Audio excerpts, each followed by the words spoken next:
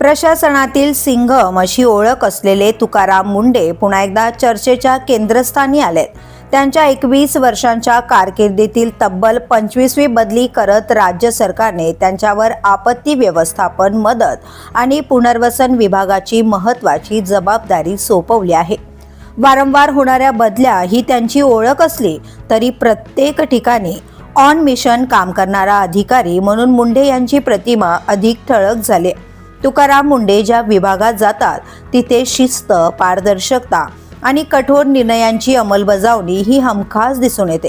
यापूर्वी दिव्यांग विभागात काम करताना त्यांनी बोगस प्रमाणपत्रे, गैरव्यवहार आणि भ्रष्टाचारावर मोठा आघात करत संपूर्ण यंत्रणेला हादरवून सोडलं होतं।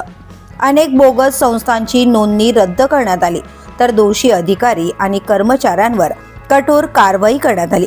त्यामुळे त्यांच्या कार्यशैलीची धास्ती प्रशासनात स्पष्टपणे जाणवते।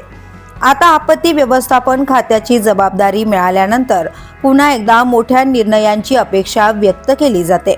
नैसर्गिक आपत्ती, मदत आणि पुनर्वसन यासारख्या संवेदनशील विभागात मुंढे कोणते बदल घडवतात याकडे आता सर्वांचे लक्ष लागले।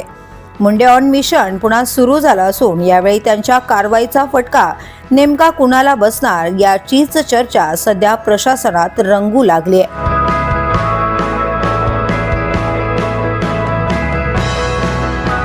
द पोलीस न्यूजसाठी नितीन पाटील, मुंबई।